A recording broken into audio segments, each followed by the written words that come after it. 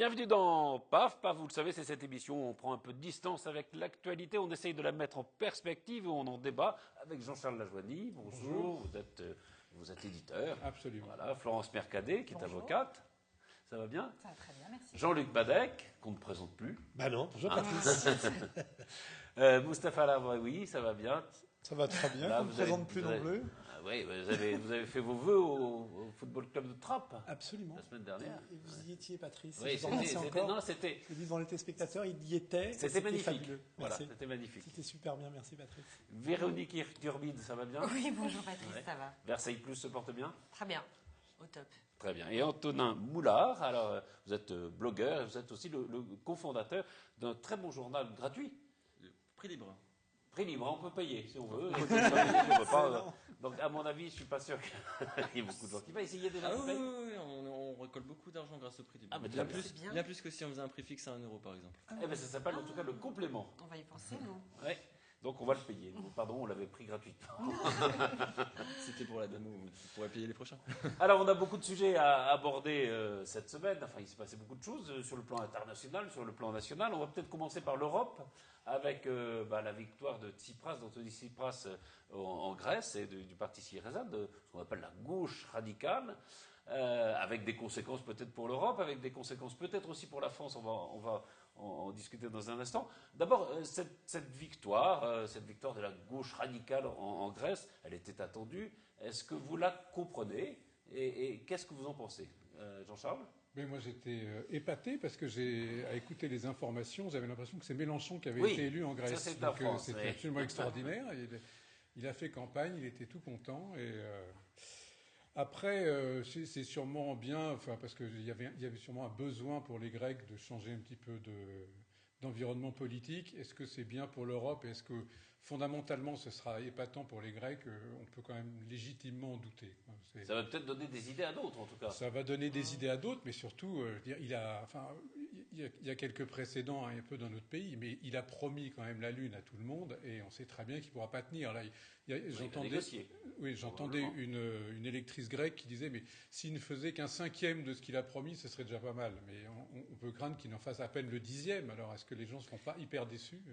Il y a une autre façon de poser la question, parce qu'au fond, par exemple, Angela Merkel, pendant des années, a refusé de négocier sur la dette grecque. Est-ce qu'elle n'aurait pas mieux fait d'aider son prédécesseur, qui s'appelait Samaras, qui était plus proche d'elle, plutôt que de jouer comme ça, en refusant à chaque fois, et de faire en sorte que les Grecs votent pour ceux qui n'avaient jamais gouverné? Mais juste un mot, elle les a quand même aidés, et l'Europe a quand même aidé les Grecs de façon incroyable. On leur a prêté des sommes faramineuses, et le problème grec n'est pas qu'un problème. On s'est sauvé aussi en le faisant. On s'est sauvé aussi. Enfin, c'est quand même aussi un pays où personne ne paye un sou d'impôt, où on peut tout acheter au noir. Les réformes avaient commencé à être faites. Les réformes avaient commencé, mais enfin, je veux dire, tout n'est pas de la faute de l'Europe. C'est quand même un pays qui vivait complètement en marge de la réalité. Je ne dis pas que c'est la faute de l'Europe. Je dis que l'Europe aurait peut-être pu anticiper. Enfin, certains pays auraient peut-être pu anticiper ça. Oui. Non, moi je trouve que l'événement, il est pas tant que notre ami Tsipras ait fait 36% des voix. C'est l'événement. Dès que quelqu'un est au pouvoir, il est un ami de Moustapha Lavaoui. Il se le met dans la poche direct. L'événement, c'est qu'il y a la très très grande majorité qui n'a pas voté pour lui. Parce qu'après tout, il promettait de ne pas payer de dettes, il promettait d'effacer la dette, il promettait tout ce que vient de citer, et finalement on se rend compte que c'est simplement un tiers de la population qui a voté pour lui. Pour moi, l'événement, il est surtout là. Et on va probablement en reparler dans d'autres émissions ou plus tard, comme d'autres promettent la Lune en France, et qui ne font que finalement que 30% des voix, ce qui est beaucoup quand on prend en absolu 30%, mais en réalité, il y en a 70 qui ne sont même pas d'accord pour dire je vote pour lui parce qu'il va raser gratis. Bon, pour moi, le vrai événement, il est là. Pour le reste, Patrice, c'est vrai que je crois que l'Europe a déjà fait beaucoup, mais l'Europe, elle a fait essentiellement pour elle-même. Et c'est vrai que quand on donne autant d'argent à une nation, celle des Grecs, mais ça a été le cas également de l'Espagne, du Portugal, de la France, c'est vrai qu'on en attend un retour sur de cette d'argent, on histoire-là. a exigé qu'elle rembourse sa dette. Oui. Il y a des choses absolument Mais formidables. c'est de ça Il y a dont par on exemple des discute, gens du FMI, quelqu'un du FMI qui était, vous savez, la Troïka, qui s'occupait justement, qui a dit il faut que la Grèce rembourse absolument sa dette. Et maintenant, ce type est parti du FMI, il est dans une banque et il dit finalement c'était intenable, on n'aurait jamais dû leur demander ça. C'est-à-dire que les gens qui avaient une position très dure quand ils étaient aux affaires avec la Grèce changent complètement d'avis une fois qu'ils C'est sont le partis. principe quand du même- surendettement de quand même toutes les terrible. familles. Quand à un moment donné, vous avez une dette dans une famille, la banque fait le max pour la récupérer, et à un moment donné, sachant c'est de qu'elle dire récupérera pas tout. bon, ben Oui, non, voilà. c'est très bien, Parce que on va c'est passer au seulement possible. donc on passe au C'est pas possible, surendettement. c'est pas possible. Jean-Luc, Est-ce que vous avez tenu compte que la Grèce est quand même le pays où la démocratie a été inventée? Bon, et à partir de là, vous avez un peuple qui a voté. Alors, c'était 30%. Bah oui, si on fait la comparaison avec les nôtres, c'est plutôt Enfin, à c'est leur le système, avantage. après c'est un système à un Absolument. tour, etc. Mais qu'est-ce qu'il faut noter surtout? C'est qu'un peuple a voté pour l'émergence d'un nouveau personnel politique. D'ailleurs, comme en Italie. Et il faut se réjouir que de nouveaux hommes et femmes politiques interviennent maintenant sur la scène européenne. Donc, ça plutôt bien. Alors, je suis pas un gauchiste, moi, hein, mais il faut quand même c'est vrai qu'il y voir. a un Si renouvellement. je peux terminer, mon cher Mais ouais, Mustapha. mais si les anciens Non, mais on avaient peut voté pas. pour Il la faut dette terminer. gratos, Il faut laisser terminer une Ils auraient phrase. été élus, et c'est ça qui Peu le importe. La danger de la question démocratie. est que c'est la ça. démocratie a joué son rôle. Mais oui. L'émergence d'une nouvelle équipe est aujourd'hui arrivée en Grèce, elle est arrivée aussi en Italie. Il faut espérer que ça arrivera aussi chez nous, pourquoi pas. Et en tous les Ça arrive cas, un peu partout, il sauf ne chez nous, s'agit j'espère. pas là de voir gauche-droite. C'est vrai que j'ai trouvé l'attitude de Mélenchon absolument incroyable. Mais en même temps, On va parler un petit peu après parce qu'il y a des Marine Le conséquences. Pen aussi a revendiqué la victoire. Mais En fait, voilà, qui voilà. revendique la victoire? Les c'est les partis anti-européens. qui sont en dehors des partis traditionnels. Et là où c'est important, je crois, de noter, c'est qu'une population qui souffre a dit stop, il faut, j'adore ce terme, renverser la table. Il se trouve que là, la personnalité du bonhomme est plutôt orientée vers l'extrême gauche, mais c'eût été quelqu'un d'extrême droite, je crois que Il les a choses d'ailleurs auraient fait été un accord. identiques. Il a d'ailleurs fait un accord avec un parti d'extrême droite, Florence Absolument. Ça peut pas Percadet. être pire. Absolument. Autant Florence- changer. Pardon, Florence Percadet. Oui. La seule chose qui est quand même extrêmement étonnante, c'est que 24 heures après, il s'allie avec un parti nationaliste, Absolument. homophobe, Et dangereux. anti-européen, qui est extrêmement dangereux. Donc depuis, on n'entend plus Mélenchon d'ailleurs, hein, parce qu'il était là dimanche Non, soir. parce qu'il aurait pu. voilà. Il y avait d'autres choix. Il y avait un Et parti qui il y s'appelle avait le d'autres Potami, choix, qui absolument, est très absolument. européen, avec lequel il aurait pu. Il aurait pu, voilà. Donc, ce il a qui préféré montre- des il a- anti-européens voilà, et des et ce qui est homophobes, inquiétant, et en voilà, effet. ce qui est quand même très, Plus très inquiétant. contrariant et très, très inquiétant, mais c'est un signe lancé à l'Europe pour dire on va faire le bras de fer. Enfin, je pense que ça fait partie des enfin, comme dans toute négociation, on part avec des demandes extrêmement virulentes. Pour après, il va dégrader ses demandes, je pense, comme dans toute C'est-à-dire négo. qu'il a dit qu'il Bon, il mettrait une voilà. cravate quand Merkel retirerait sa culotte. ça devient intéressant. Un peu d'humour politique, ça. Ouais, ouais. Antonin. Je pense qu'il faut replacer les choses dans leur contexte. C'est-à-dire que le peuple grec, depuis la crise, n'a pas arrêté de régresser en termes de réforme de sécurité sociale, les fonctionnaires ont été virés. Enfin, il y a, Oui, mais il y avait beaucoup aussi. Enfin, il y avait il y beaucoup. avait une bah, crise de l'État quand même. il y avait surtout Il y avait une dette. une crise de la dette. Une crise de la dette, c'est des taux d'intérêt faramineux qui sont, on le savait déjà très bien, qui pourront jamais être remboursés. Pourtant, on a continué à mettre des taux d'intérêt de plus en plus élevés. Non, les banques ont mis des taux d'intérêt, mais la Banque européenne Ouais, enfin, remboursait la différence. non, Donc mais c'est bon, plus compliqué que ça. non, c'est Non, c'est plus compliqué que ça. Non, mais attendez, la question aussi, c'est les banques. Il faut peut-être mettre en place des réformes pour qu'on puisse contrôler les banques et arrêter de mettre des taux d'intérêt qui sont irremboursables, qui au final pillent un pays et met à plat un pays complètement. Il faudrait aussi qu'ils mettent en place. C'est surtout la au dette niveau- qui oui, les oui. met à plat. Mais oui, mais la la dette, dette, qui demande les taux d'intérêt? C'est les banques. Enfin, il est peut-être voilà. bien aussi de payer ses impôts quand on est Voilà. habitant d'un pays. Je pense que parce qu'on l'autre- peut pas toujours voilà, c'est réclamer. l'autre- Il y avait aussi une réforme de l'État à faire. Voilà. C'est son autre challenge, c'est en interne. C'est aussi de nettoyer en interne, d'enlever toutes les problématiques de copinage et d'essayer de remettre les gens un peu sur la voie et la voie droite, c'est-à-dire de payer ses impôts et de remettre. Et ça, c'est un de ses challenges. Il le sait ça. qu'il Si va on devait falloir rentrer resituer le là-dedans. débat, à mon avis, ce serait de poser la question de savoir pourquoi a-t-on fait une Europe avec autant de pays? Est-ce qu'ils étaient tous avec Il y des a une erreur critères au pour départ, rentrer dans évidemment. l'Europe, et auquel cas, peut-être qu'on a besoin de plus d'Europe, mais peut-être d'une Europe autrement. Il y a eu pas un mensonge forcément. au départ sur l'état Voilà, sur l'état de la Grèce. économique de Voilà. certains Faire pays. rentrer tout le Il y a un monde. mensonge originel. Voilà, Tout le monde a menti dès le Absolument. départ. Les Ouais. chiffres étaient tronqués. Le peuple grec, qui ne connaît C'est pas ça qui plus paye que nous, les l'économie, peuples grecs. a été trompé. Et là, qu'est-ce qu'a dit le peuple grec? Stop. Ouais. La classe politique traditionnelle dehors. On en met des nouveaux. Voilà. C'est pareil. C'est pas seulement un problème d'homme ou de femme, c'est un problème de politique et de ligne idéologique. Ça va avec. Non, non, ça non, va non. avec. Ah bah non. On peut très bien remettre un homme, il répond au rapport de force. Moi, je pense pas que... Il répondra au rapport de et force. Voilà, et donc Il répondra. la question aujourd'hui qui se pose pour le peuple grec, c'est la construction d'un rapport de force vis-à-vis de cette ligne politique économique qui fout le pays en l'air, quoi, mais complètement. Et donc, moi, je pense qu'il faut que le peuple grec soit uni.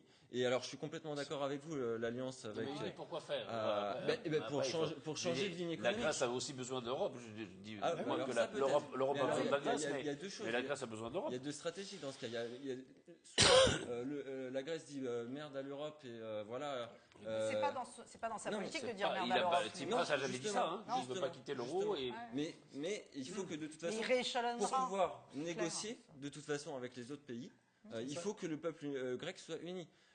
Et ça va aussi dépendre de ce qui va se passer en Europe et dans les autres pays. Mais ça va Donc, peut-être c'est dépendre. aussi un signal pour les autres peuples européens, ce vote, pour que les peuples européens se prennent en charge et mettent en place des vrais systèmes de solidarité. Mais ça, je Parce suis d'accord, qu'aujourd'hui, tout fout le camp. Je suis d'accord avec toi, mais il va Les falloir Grecs aussi avec de faire l'argent, attention. c'est le camp aussi. Il va falloir qu'ils fassent Oui. attention au sein de Oui, son les propre. Grecs, Les Au pauvres- sein, Pardon, Enfin, vas-y. nous Non, ne non. sommes pas grecs, ils Non, ont pris Florence, leurs vas-y. responsabilités. Oui. Voilà. Non, mais juste au sein de son c'est parti surtout- politique, il faut qu'il reste uni. Mais c'est surtout Parce que qu'il y a aussi plusieurs courants dans son parti politique à lui. Mais Donc c'est il ne faut surtout pas que- qu'il se c'est fiche surtout dessus. si- Attends, juste termine.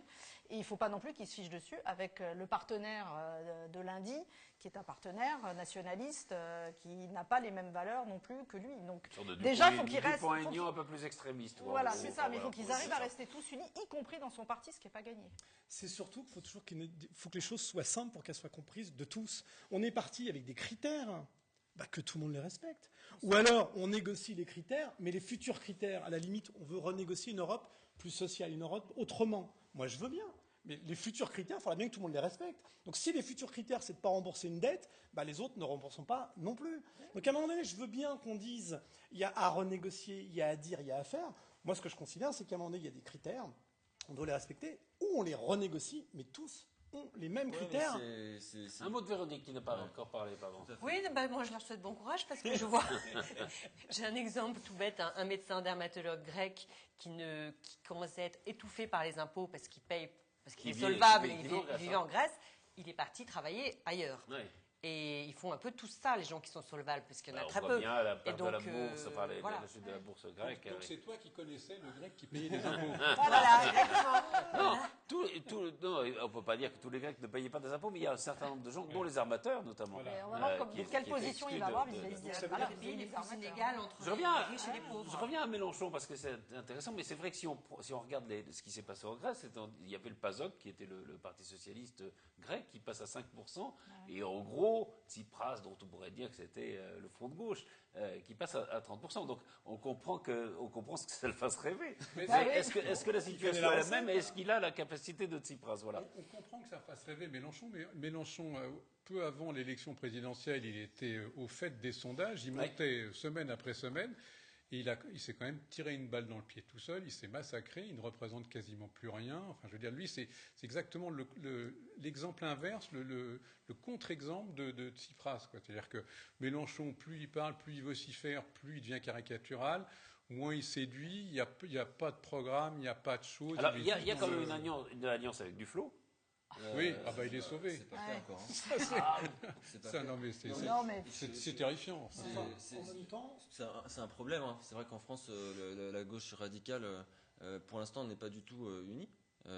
Il y a un rapprochement. Il y a Je des sais pas s'il y a une rapprochements alliance, qui il y a sont- encore. En tout Il y a cas, des rapprochements rien. qui sont, mais avec- pour l'instant, avec il y a des Duflot. appels. Alors, ce sera peut-être autour d'un appel à la primaire pour les présidentielles, parce qu'il y a des appels à la primaire un peu différents. Par exemple, j'ai entendu Julien Bayou, le porte-parole d'Europe Écologie Les Verts, aujourd'hui, il me semble, qui appelait à une primaire du PS jusqu'au front de gauche. Mais pour une bonne raison, c'est que vous avez un sondage qui montre que Marine Le Pen est à 29 30%, En termes pratiquement de positionnement 30%. politique, c'est vraiment le Front National qui ressemble le plus à ce qui s'est passé avec Tsipras en Grèce. C'est-à-dire que la position On peut pas dire actuelle... tout à fait du ça, Front- parce qu'il est Non, pour mais le je ne parle pas des maintien dans idées, l'euro je ne et- parle pas du contenu des idées. Je Ah oui. parle seulement du scénario D'accord. politique. Le scénario politique en Oui, oui. France aujourd'hui, L'alternance, voilà. c'est plutôt Marine Le Pen qui est dans la même position Tout à fait. qu'était Tsipras avant les élections. Absolument. Tu veux dire pour renverser la table?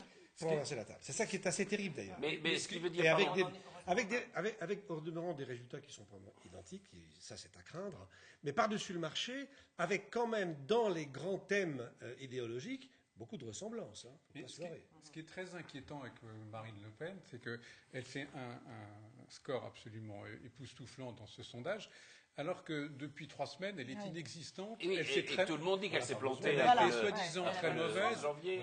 Elle a dit très peu de choses. là et- Elle a dit très peu de choses. Le peu qu'elle a dit n'était pas extrêmement. Oui, tout le monde a dit qu'elle voilà. a raté la séquence. quoi. Et en ratant cette séquence, enfin, tout le monde est unanime pour reconnaître cet échec. Elle arrive à 30, entre 29 et 31%. Ouais. Donc c'est extrêmement angoissant parce que le jour où elle va être bonne sur quelque chose, alors, Ben oui, c'est- non mais c'est terrible. Est-ce que ça a un rapport avec le fait qu'elle soit bonne ou mauvaise, en fait? C'est peut-être ça la vraie question. Bah, c'est un peu avec la situation. Mais, alors, je reviens à ce que Ça, dit... au même titre qu'on ne sait pas si Tsipras est bon ou mauvais. hein. Oui, bah, ça, Et ce oui, que ça, on disait va le tout à l'heure savoir. Mustapha est significatif.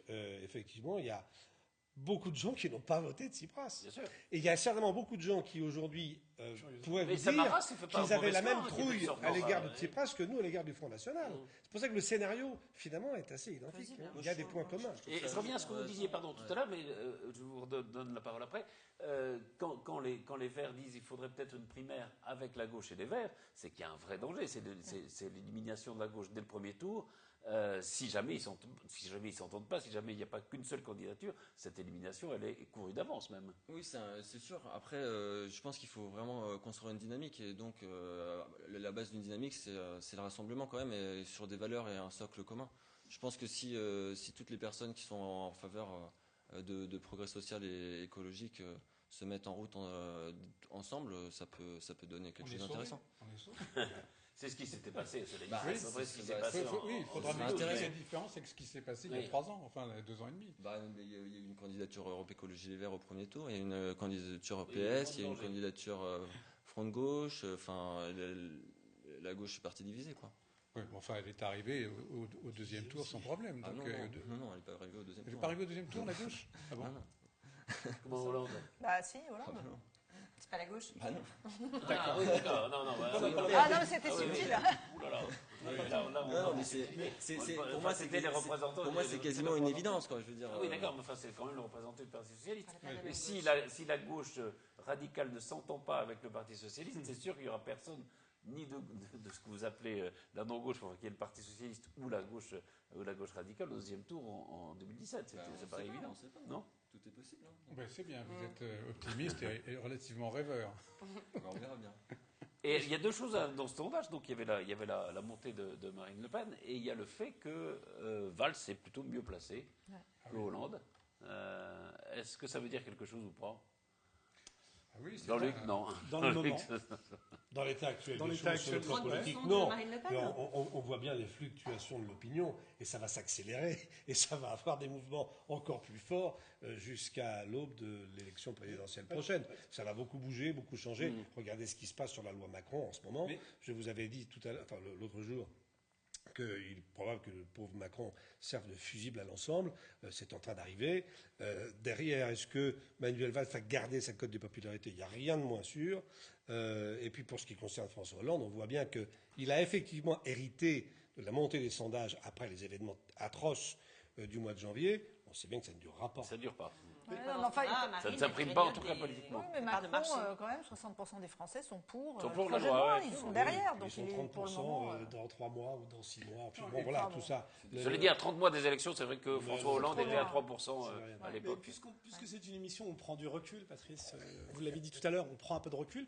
Prendre du recul et commenter les sondages jour après Immédiat. jour, on voit immédiatement la montée, la descente des uns et des autres, c'est un peu compliqué. C'est un exercice auquel on veut bien se prêter. Oui, mais il y ce a que des je veux- tendances. Je veux dire, la tendance ce que- de Marine Le Pen, elle est quand justement. même forte. Elle Alors là, s'exprime là, depuis un pour le moment. coup, on n'est plus sur les sondages. On a parlé de sondages et de Marine Le Pen, mais c'est vrai qu'on est plutôt sur une c'est- tendance de fond. Oui, voilà. Mais je répète, c'est 30% d'une population, on ne parle pas des 70. Et moi, je l'ai dit à cette table, je le redis, chiche à l'UMPS, et on l'a vu récemment descendre dans la rue, globalement, cette UMPS qui peut se retrouver sur des fondamentaux en France, sur des sujets d'importance, où la France peut se rassembler et faire des choses. Et j'appelle à la coalition de ces deux partis, chiche, à l'UMPS. Et là, pour ça qu'on fait passer par Le Pen. Et là, pour le coup, et je termine moi aussi ma phrase. Et moi aussi, je termine ma phrase. Parce que je sais faire moi aussi. Et donc, pour le coup, on serait non pas dans un front républicain, c'est pas de ça dont je parle. C'est pas un front républicain contre le Front National. C'est de dire, il y a une majorité en France qui veulent des réformes de fond et qui n'est pas justement la juxtaposition de politique droite-gauche qui s'affrontent, mais au contraire qu'on peut se réunir sur des projets communs. On a parlé du terrorisme la dernière fois, de la sécurité, mais on pourrait parler de l'écologie. Ça s'appelle la coalition. Ça s'appelle la coalition. Mais la coalition, c'est pas ça. Si vous voulez parler politique, et comment ça se passe, c'est vrai que vous avez à droite aujourd'hui un bon candidat pour la droite qui est Sarkozy et le bon candidat pour le premier tour, le bon candidat pour le deuxième tour, ça va être Juppé. Derrière ce que vous dites, c'est le seul qui est capable de rassembler la droite et la gauche. J'ai dit ça, moi? Non, mais je vous le dis. C'est la conséquence de ce que vous dites. C'est peut-être la conséquence de sondages grandeur nature qui vont arriver là. Ce sont les cantonales et ensuite les régionales. Vous pensez que c'est grandeur nature? Ah, bien sûr, évidemment. Ah oui, là, en espérant que les Français acceptent d'aller voter. Ce qui va même être amusant, c'est l'élection de ce dimanche, là, l'élection législative, de voir les scores que vont faire les socialistes, que vont faire les amis de notre ami, les Verts. Je ne sais même pas s'ils se présentent, ils sont à 2%, 2,5%, je ne sais pas, on va voir, mais enfin ça va être amusant. Aux législatives, il y a une législative importante. Pour remplacer Moscovici. Donc ça se reverra la semaine prochaine et on verra. Oui, c'est très intéressant. Ça va être très intéressant et on va voir. Là aussi, il y a une possibilité que le Front National remporte ce siège, qui était tenu par les socialistes. C'est la démocratie. On va parler d'un sujet qui vous intéresse, Jean-Luc, au premier plan, je crois. C'est l'éducation. Après les événements de janvier, on s'est demandé qu'est-ce qu'il faut faire dans l'éducation. Est-ce qu'il faut revenir à l'éducation civique, à la morale? Je vous propose de regarder un sujet sur justement le retour à la morale à l'école et les discussions que ça entraîne. Laïcité, citoyenneté, valeurs de la République. Depuis les attentats de Paris, la ministre de l'Éducation les met en avant et veut les réaffirmer à l'école, du primaire au lycée. C'est ce qu'elle a fait ce jeudi. C'est nécessaire et ça existe déjà dans le cadre des programmes d'histoire-géographie au collège, au lycée aussi, et dans le cadre des programmes d'éducation civique et de CGS au lycée aussi. Ce sont des thèmes qui sont déjà abordés, notamment en troisième, en classe de troisième, en éducation civique. L'enseignement de la laïcité, l'enseignement de la critique face aux médias, ce sont des choses qui sont normalement abordées en classe déjà. Pour aider les professeurs à aborder ces thèmes, 1000 enseignants et personnels seront formés pendant 2 jours. Deuxième annonce, à partir de la rentrée 2015, un nouvel enseignement moral et civique sera mis en place, mais aussi un enseignement laïque du fait religieux. Un enseignement laïque du fait religieux, oui, c'est quelque chose qui peut sembler important. Ceci dit, je ne sais pas si dans l'enseignement laïque du fait religieux, on ira jusqu'à l'athéisme ou le fait que quelqu'un puisse être agnostique. Donc je crois qu'il faut attendre de voir les contenus et en plus, comme toujours, adapter suivant le public auquel on est confronté. Les élèves consacreront 300 heures par an à l'enseignement moral et civique, ce qui représente 1 heure par semaine. Une annonce jugée incomplète par certains syndicats. Comment ça va être organisé? Quelle formation? Comment vont être organisées les heures par rapport aux heures déjà existantes? Est-ce qu'il va y avoir une augmentation des heures de présence à l'école? C'est des annonces, mais avec quels moyens derrière? La ministre de l'Éducation a annoncé que ces mesures coûteront 250 millions d'euros sur 3 ans. Jean-Luc Badec, réaction sur Écoutez, le retour de la morale. Je ne vais pas prendre trop de temps, mais je voudrais essayer d'étayer mon argument. Nous avons tous une personnalité. Il y a 4 critères qui déterminent nos personnalités. La génétique, on est homme ou femme, de couleurs différentes, grand, petit. La génétique, on n'y peut rien, on ne sait pas d'où ça vient, on ne contrôle pas. Les 3 autres critères, c'est l'éducation, l'environnement, les rencontres. L'éducation a un rôle primordial. Génétiquement, on est comme on est. Et c'est valable pour un être humain tout autant que pour une société. Mais enfin, on peut changer. Exactement. Hein, donc ça veut dire quoi? Ça veut dire que la génétique, qui est ce que nous sommes physiquement et mentalement à la naissance, est transformée, améliorée ou au contraire empirée par l'éducation, l'environnement, les rencontres. L'éducation joue un rôle primordial, mais pas qu'à l'école, aussi dans la famille. Qu'est-ce qu'on appelle l'éducation? Alors l'éducation, c'est la capacité d'apprendre à un enfant, à un jeune, femme, jeune fille, garçon, un certain nombre de règles, ce qu'on appelle les valeurs. C'est la transmission de ces valeurs, c'est l'éducation. Et ça se transmet à l'école autant Et c'est à l'école de le faire. Véronique. Alors, pardon, je termine juste. Allez. L'environnement a également un rôle très très important. On n'est pas le même si on vit à Trappes ou si on vit à Neuilly.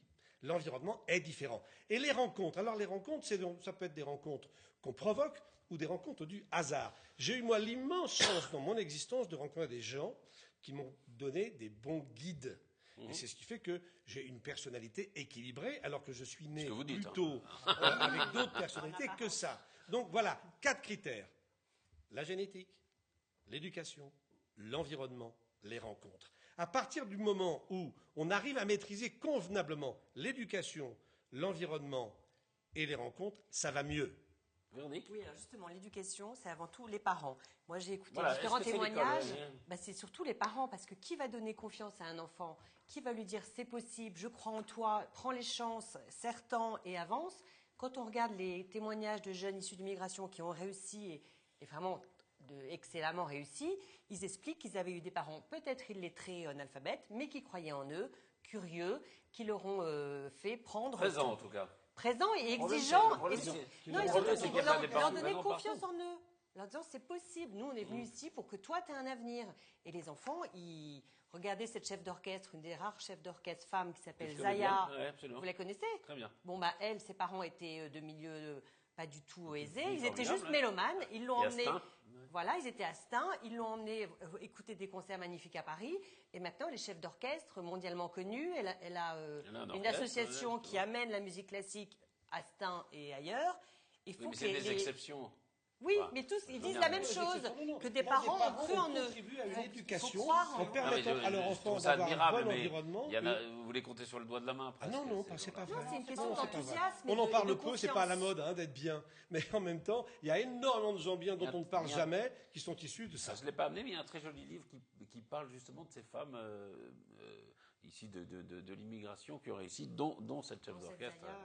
Mais il y a aussi Rachida Dati, mais il y a aussi la médise Najat Vallaud-Belkacem. Oui, extrêmement brillante. Ce qu'il ne faudrait pas oublier, c'est une distinction qu'on ne fait plus, et là c'est vraiment dommage, c'est que l'instruction, c'est pas l'éducation. Voilà. Et que l'école, l'école c'est fait pour apprendre, a priori. Se contentait de l'instruction et de l'instruction des matières de base, de ces matières de base découle déjà une certaine éducation.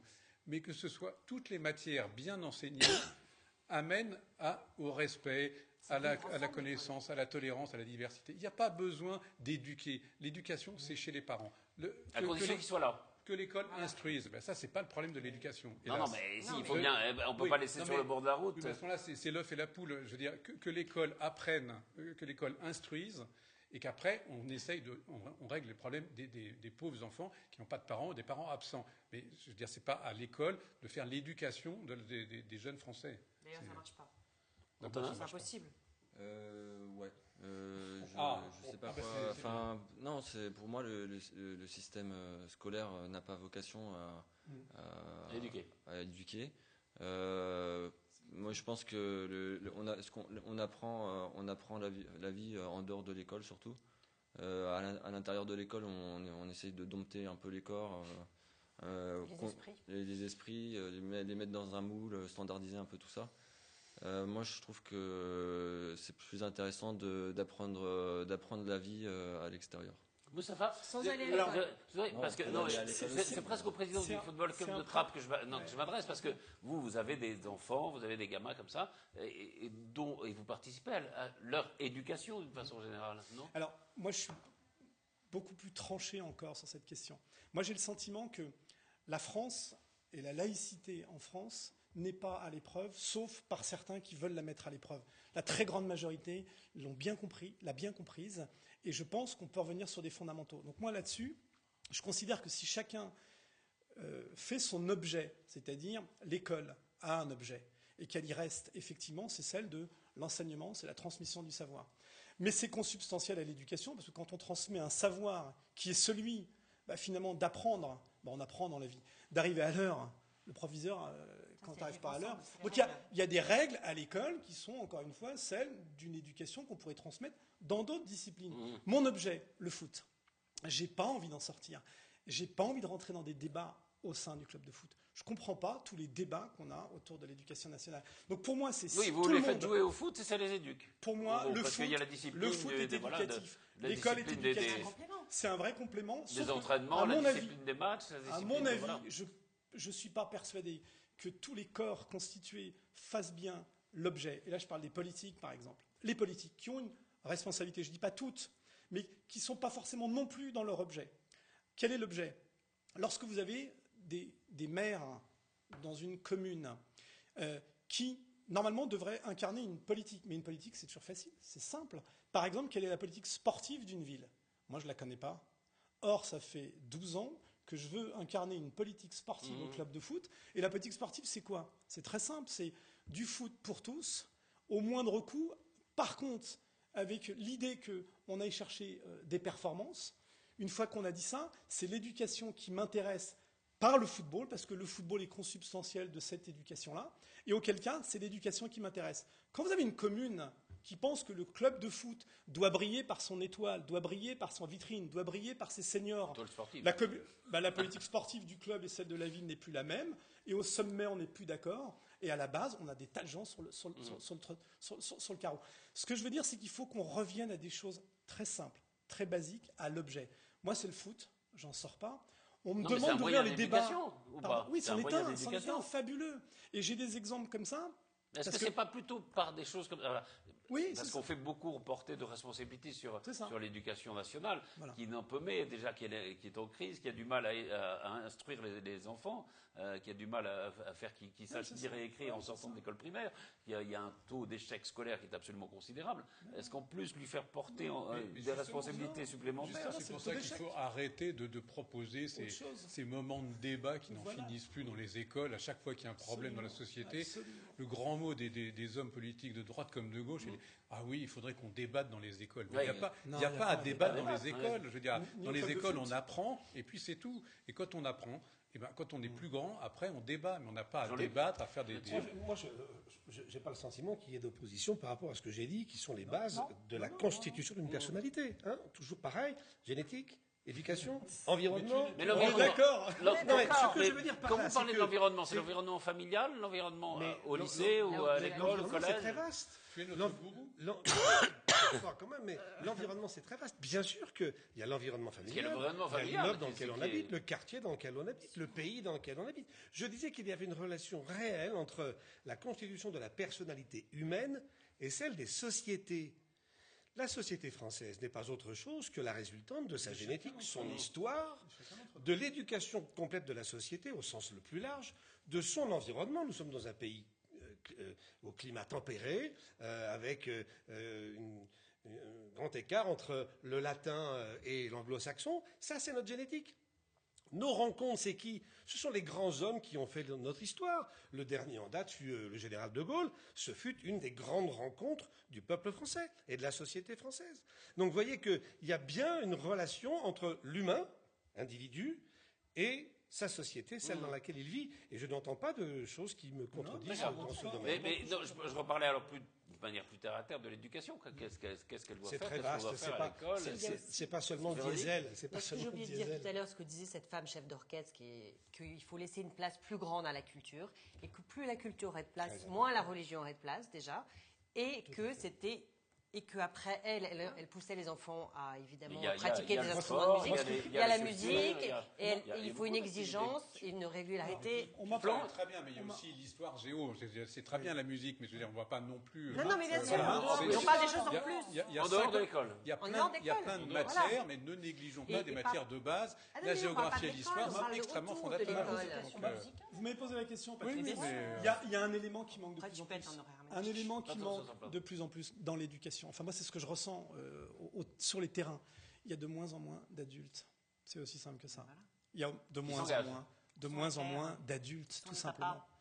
Et probablement qu'on peut poser la question de savoir si dans les familles, les adultes sont présents dans leur famille, au sein même du foyer familial, dans l'école et dans le club de foot. Et tout mon travail consiste, et vous étiez présent samedi au vœu, c'est d'arriver à une proportion de 80-20, c'est-à-dire 80% de licenciés et 20% d'adultes. Et je disais souvent qu'on n'a pas besoin de discourir beaucoup. Les enfants attendent souvent des attitudes, attendent simplement que l'on soit, et pas forcément qu'on débatte. Et moi, ce que je demande aux adultes, c'est d'être présents, pas forcément de discourir, et de laisser faire le travail de nos éducateurs qui portent le nom d'éducation, comme les écoles. Et très sincèrement, Patrice, je pourrais vous donner un petit exemple, mais peut-être que ça peut être long. Alors, l'exemple, il est suivant. Lorsque l'on fait un tournoi de foot, à la fin des tournois, on fait des remises de coupe. Normalement, le premier qui reçoit la coupe, c'est le dernier de la compétition. Eh bien, figurez-vous que les adultes qui conduisent les voitures emmènent les enfants et considèrent qu'ils n'ont pas de temps à perdre parce que la coupe ne leur revient pas, celle du premier. Voilà un exemple très simple, et je peux vous en donner des dizaines. C'est symbolique, c'est simple, mais l'adulte ne veut plus participer. C'est un civisme. Pour moi, ça en est. Et on parle beaucoup des enfants. On fait, allez, je vais oser pratiquement ce qu'on en veut, c'est-à-dire on peut arriver à faire passer des messages à nos enfants. La preuve, c'est qu'il y a des mecs qui sont virtuels aujourd'hui. Ils sont loin et ils font passer des messages. Ils sont virtuels, ils sont loin. Je pense à ceux qui se radicalisent. Nous sommes proches et on a des choses à dire. On n'y arriverait pas. Je pense qu'à un moment donné, chacun d'entre nous, en tous les cas les adultes, pourrait au moins se poser cette question. Est-ce que je suis suffisamment proche des gosses? Florence Hénin, avec qui on n'a pas discuté, c'est l'enfant de 8 ans qui a été mis en garde à vue pour incitation au terrorisme. C'est un peu jeune. C'est un peu jeune. C'est carrément interdit, quoi. Enfin bon, non, mais j'ai trouvé. Alors, il était manifestement avec son père. Ouais. C'est l'attitude au commissariat. Voilà, il y a peut-être eu. Alors, j'ai pas tout à fait suivi ce dossier-là, mais franchement, avoir un gamin de 8 ans dans un commissariat de police, c'est totalement non productif. Il n'a rien à y faire. Non, mais le problème, c'est pas le gamin. Le problème sont les parents. Et justement, c'est tout à fait. D'abord, c'est de l'instruction civique, de façon un peu cynique. Mais d'abord, il n'a pas été en garde à vue. Ça a duré moins d'une demi-heure. Il a été convoqué avec son père. Or, ce gamin propageait des idées contre lesquelles nous sommes tous. Oui, donc, il ne les a pas inventées lui-même. Il ne les a pas inventées. Il les a donc écoutées chez lui. Donc, c'est tout à fait normal que l'État français, enfin que les pouvoirs publics s'inquiètent et convoquent les deux. C'est d'autant plus normal qu'il y a quelque temps, quand Christine Taubira a été injuriée dans des manifestations par des enfants du même âge qu'il a traités de guenons, là, tout le monde trouvait normal qu'on s'intéresse aux gamins. Et c'était tout à fait juste. Donc, c'est pas une question d'âge. S'il y a des enfants qui professent... Non, mais si des enfants... À 8 ans, on répète ce qu'on entend, voilà. Et bien, justement, donc, on convoque les parents. Non, mais on peut convoquer le père au commissariat de police, mais pas... Enfin, moi, le gamin, je trouve ça... C'est pas le lieu. Et le lieu, c'est que ce gamin-là, il faut lui parler, il faut lui expliquer, mais pas au commissariat. Mais non, mais c'est pas au commissariat. C'est juste que peut-être que c'est même pas le débat, parce que probablement qu'il y a un emballement médiatique sur cette question, parce que c'est même pas l'histoire. On n'a pas convoqué le gamin pour ses propos. Il semblerait qu'il y ait des problèmes de violence dans la famille, qu'on ait convoqué les parents, donc le père et le fils, probablement sur cette histoire-là. Le reste étant celle que peut-être que les médias ont envie de faire passer. Parce que des histoires comme ça, là, j'en ai plein. C'est pas les médias, c'est un confrère de notre ami, qui est un opposant d'Estrosi, et qui passe son temps à monter tout en puissance. Voilà. Il y a probablement un jeu derrière tout ça. Il y a une autre solution dont on parle beaucoup, c'est le service civil ou le service militaire. Antonin, est-ce que vous seriez prêt à faire un service, c'est 6 mois de votre temps pour un service civil ou militaire d'ailleurs? Alors moi je ferais une très grande différence entre les deux. Pour moi, les deux institutions ne représentent pas du tout la même chose. D'un côté, on a le service civil qui pousse à s'engager pour la société, pour le bien commun. De l'autre côté, on a une institution paternaliste, viriliste, qui encourage à faire la guerre. Donc moi, c'est tout. Je pense qu'effectivement, ça peut être intéressant de continuer à promouvoir le service civil, l'engagement citoyen. Néanmoins, l'institution militaire, pour moi, on a déjà des professionnels. Il me semble que ça sert plutôt bien comme ça, quoi. Ça sera en tout cas probablement une des grandes annonces de François Hollande dans sa conférence de presse de jeudi. J'aimerais rebondir sur l'objet, ce que disait Moustapha. Quel est l'objet de cette réforme? L'objet, c'est de dire qu'il faut essayer de ramasser les gamins qui sont les décrocheurs, et voire plus. Parce qu'il y a quand même, dans les moins de 25 ans, en France, il y a 1 million de jeunes qui sont ni dans l'éducation, ni en emploi, Et que le et service qui n'ont plus militaire rien. Quoi, qui permettait n'ont plus de rien. regrouper Et donc je l'emploi. pense que face à ça, on est en train de dire, bon, il faut qu'on essaye de récupérer ces gamins, ces jeunes, pour les remettre dans le circuit. Et je trouve que c'est quand même révélateur d'une société qui est plus capable, parce que c'est aussi par rapport à ce qui s'est passé au début du mois de janvier, le 7 janvier, le 8 et le 9, etc. Et là, c'est révélateur d'une société. Les gens ont dit, mais finalement, la suppression du service militaire par Jacques Chirac à l'époque n'a peut-être pas été une bonne idée. Mais ça veut dire quoi? Ça veut dire que la société n'est plus capable de faire en sorte que les gens vivent ensemble. Et je trouve ça vraiment très très grave. De se dire, il va falloir qu'on fasse un truc obligatoire. Bah oui, non mais faut qu'on fasse un truc obligatoire pour qu'on puisse arriver à les refaire des Enfin, je trouve que c'est un peu fou ce constat. Mais non, mais le service militaire et qui récupérait ces gens.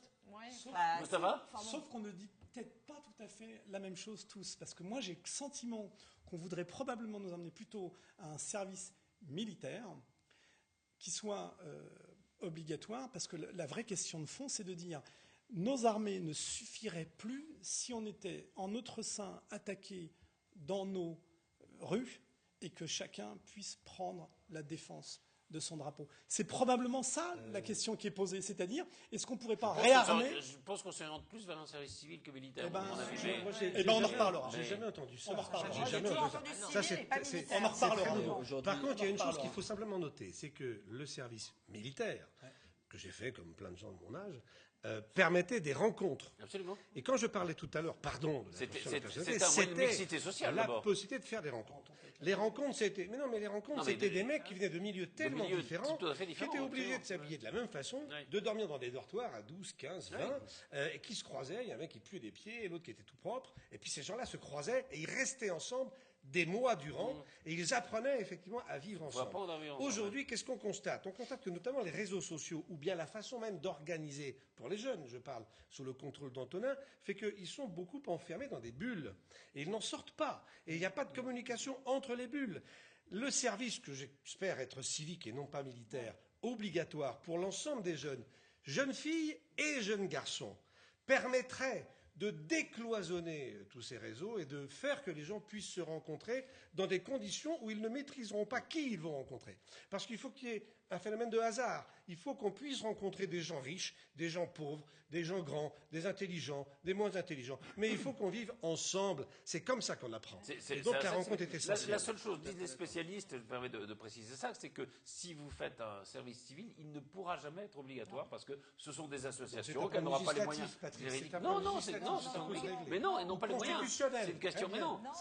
Vous n'avez pas de déserteurs dans le service civil.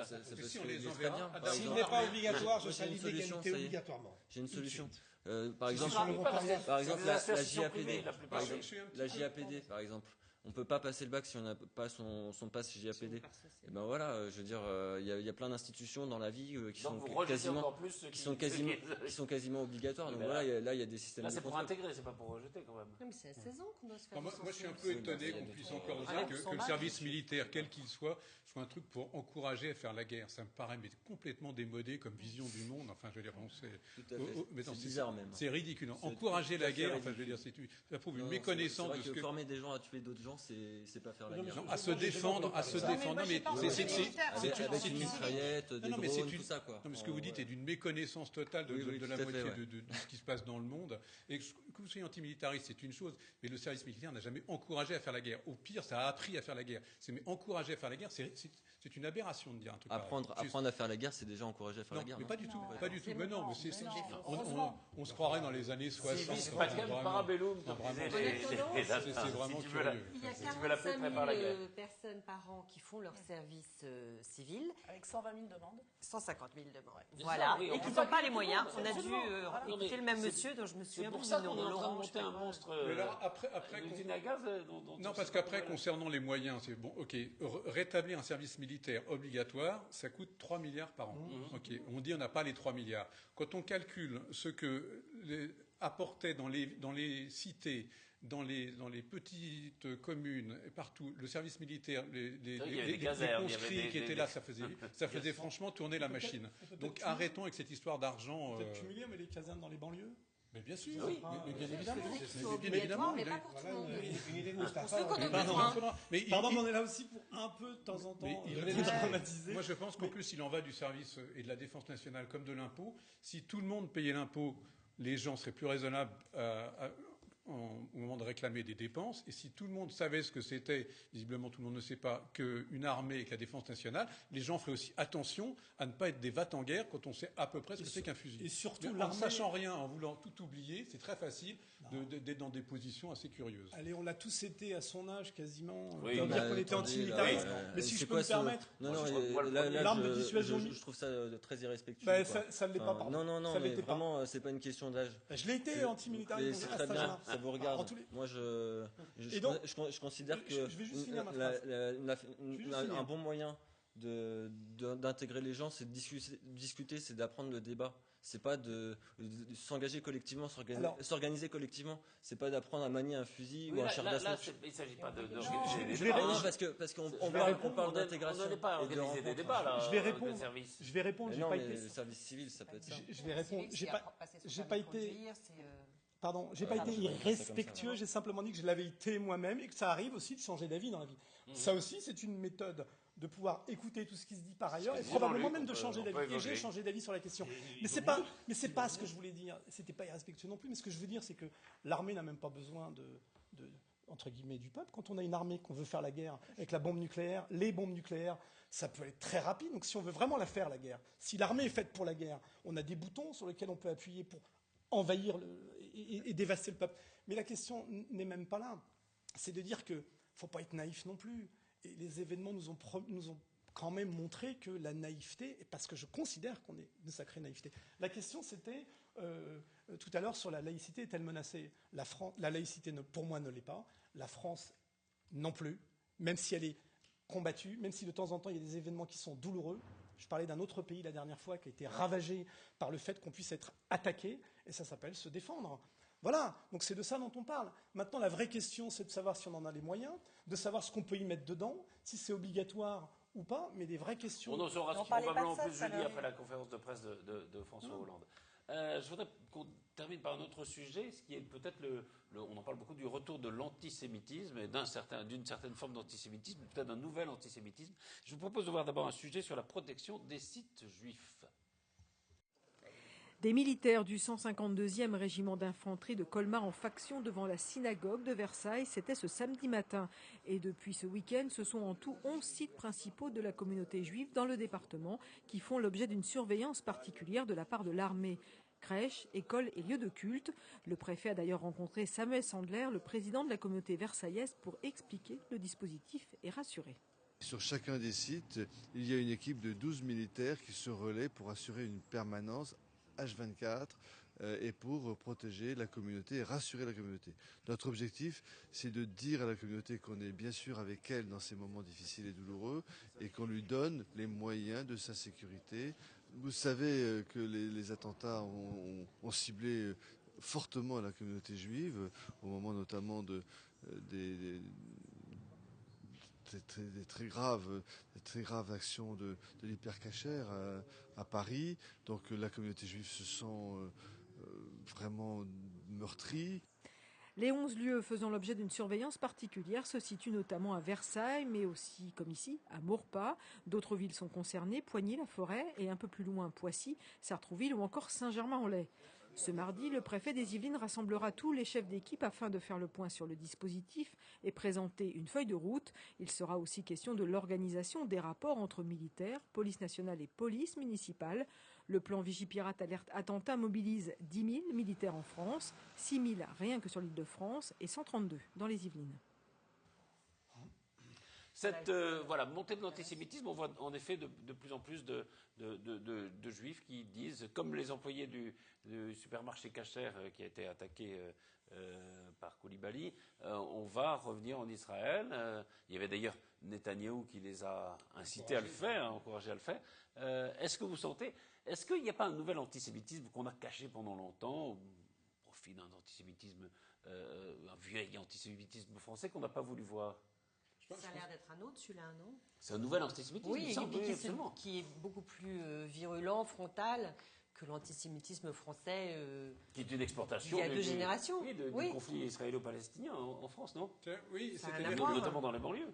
Sous couvert d'antisionisme, une certaine partie du pouvoir et de la classe politique s'est abritée derrière cet antisionisme pour mettre une sorte de chapeau sur l'antisémitisme. Non, mais nos jeunes dans les banlieues, c'est pas l'antisémitisme, c'est l'antisionisme, etc. Mais non, c'est l'antisionisme est souvent juste une espèce de paravent pour un antisémitisme réel et virulent et extrêmement dangereux, et on l'a vu là.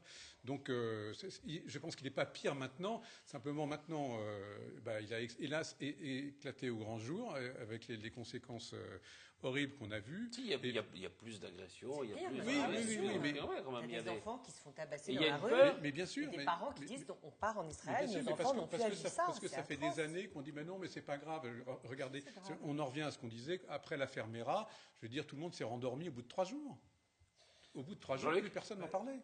On a tendance à oublier notre histoire. Moi qui je suis passionné d'histoire, je constate que le problème sur le peuple juif est inscrit depuis que le peuple juif existe.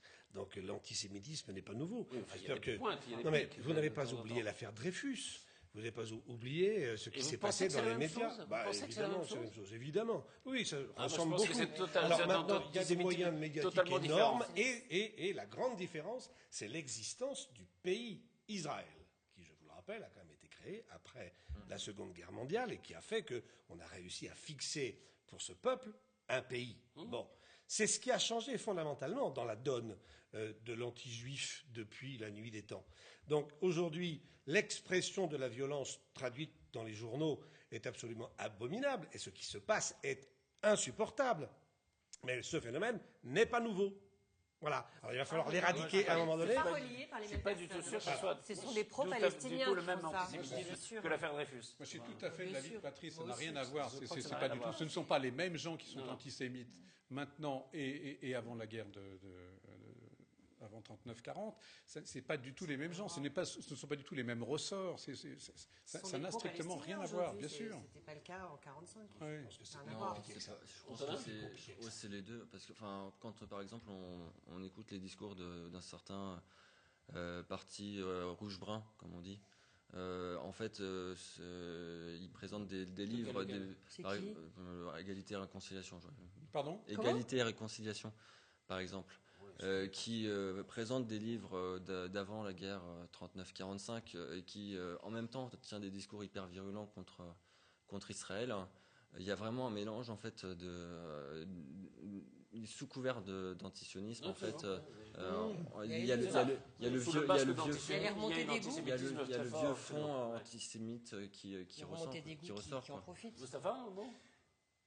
La première chose que je voudrais dire, c'est qu'autant tout à l'heure je parlais de rester fondamentalement vissé sur les objets qu'on avait tous à construire et à bâtir de la meilleure manière. De la même façon, il y a un truc que je ne supporte pas, c'est qu'on touche aux symboles.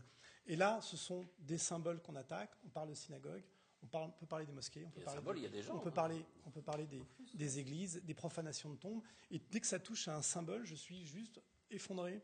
Ça, c'est la première chose. La seconde chose, c'est que je reste juste faire référence à ma propre histoire, parce qu'on a aussi une histoire de temps en temps, c'est à laquelle on fait référence. Mais par exemple, les Juifs dans le Maghreb avaient une coexistence absolument pacifique. En France, dans les banlieues, de la même façon. Et moi, j'ai grandi, autant je pourrais parler du voile aujourd'hui versus une époque, autant la relation, pareil, entre les juifs ou les musulmans et les catholiques, que j'ai bien évidemment côtoyé de la même façon, ça s'est effectivement totalement tendu depuis. Cette coexistence à laquelle moi j'ai participé, que j'ai vécue, je la retrouve plus aujourd'hui. Et effectivement, il y a des choses qui ont changé, il y a des choses qui ont bougé. Et le point de fixation dont parle tout à l'heure, probablement que maintenant, est-ce qu'on peut peut-être même plus avoir le débat, c'est-à-dire qu'il y a des gens qui sont anti-sionistes, réellement anti-sionistes, et pas antisémites. Non, mais on peut. Simplement. Mais c'est juste. Pour le coup, c'est vrai qu'on devrait pouvoir condamner à la politique. C'est juste que tu as raison. De ne pas approuver la politique. C'est là où tu as raison. Pas être antisémite. C'est là où tu as raison. C'est c'est que sous couvert d'antisionisme, ils le disent. Mais il y a quand même des gens qui sont aussi antisionistes, qui sont juifs. Oui, c'est comme les banquiers de gauche, il y en a, mais c'est pas la majorité. Florence, voilà. Un mot de conclusion là-dessus. Faut conclure. C'est compliqué, hein. Non, mais c'est juste terrorisant, quoi. C'est accablant, c'est de voir à quel point. Est-ce qu'il faut qu'il reste en France? Évidemment qu'il faut qu'il reste en France. Évidemment qu'il faut qu'il reste en France, mais il faut qu'on fasse tout pour essayer d'apaiser cette situation et de faire ensemble. On est toujours sur la même problématique. Les gens ne se parlent plus, les gens ne se croisent plus, les gens Oui, non. Alors certains, il y a soit ceux qui réagissent plus, soit ceux qui essayent de réagir un peu au travers d'associations, d'essayer de faire des choses pour résoudre le problème. Et puis après, il y a ceux qui se haient. Et cette espèce de haine qu'il y a, de violence, est vraiment très inquiétante. Et je comprends. C'est une exportation de la guerre. Tout simplement. D'une certaine façon, mais il faut qu'il reste, oui, il faut qu'il reste. C'est surtout après les Juifs, ça sera qui? C'est-à-dire qu'à un moment donné, ce raisonnement qui pourrait consister, même des gens dont tu parles tout à l'heure, ces gens-là, probablement, qui seront eux-mêmes leurs propres victimes, ils seront eux-mêmes les prochaines victimes. On s'attaque aux Juifs, demain, on s'attaquera à qui? Voilà, de la même façon. Donc cette exclusion qu'on peut avoir, c'est juste qu'on ne touche pas au symbole et on ne touche pas les uns aux autres. On démontre qu'on n'est pas dans de la laïcité, parce que la laïcité, on est loin de la laïcité. La laïcité, on parle de statistiques. Un bel effort du service public de la télévision sur la commémoration de la libération d'Auschwitz. Peut-être que ça aurait été bien que des gens regardent ça. Il y a eu plein de témoignages dans les écoles qui ont frappé les élèves. Absolument. Merci à tous. On se retrouve très prochainement pour un prochain PAF, si vous êtes d'accord. Oui. Ok, à très vite.